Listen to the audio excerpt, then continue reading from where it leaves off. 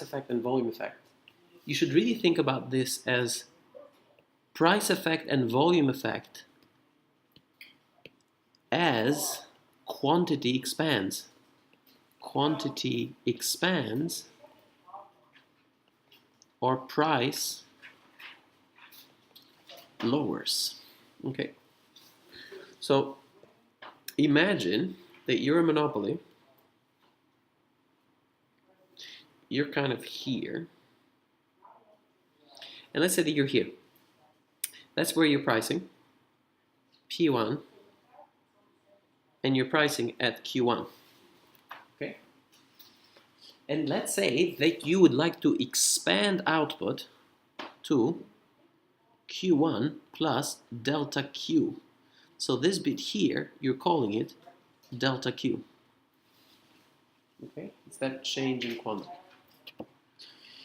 And to do that expansion, you need to, of course, lower the price by delta P. Okay? You'll have to lower the price by delta P. And let's not forget that this delta P is negative because you are lowering the price. Okay? So you're going to be on this new price, new point. Okay, let's call it point 2. This is point 1. And really what will happen is you're going to have a new revenue here. So revenue here is going to be P1 plus delta P, but let's not forget this is negative, times Q1 plus delta Q. And you can think of this as P2, and you can think of this as Q2. So your revenue, when you go from 1 to 2, is going to change. Let's look at it graphically. Let's look at the first revenue. It's here. Let's look at the second revenue. Where's the second revenue? It's this one here. Revenue 2. Right? Revenue 1. Well, how do you go from revenue 1 to revenue 2? Well, so from R1 to R2, you're subtracting this. You're subtracting that area, and you're adding this area. I could have stopped there, and I could have said, yeah, to move from R1 to R2, you subtract that area, you lose the top area, and you win this vertical area. So you lose this horizontal area, you win this vertical area. But I can do something more. I can provide some intuition on those, and I can provide some names for those.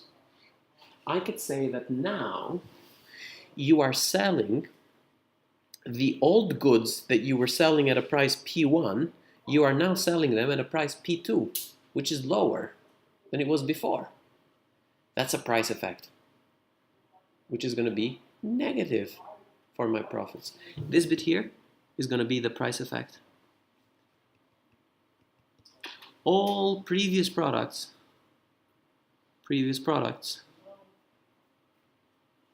are being sold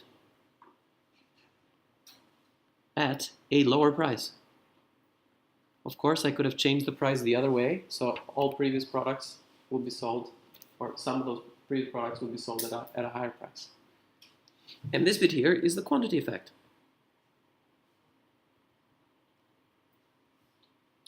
This is the extra product that I'm selling times the price that I'm selling them for.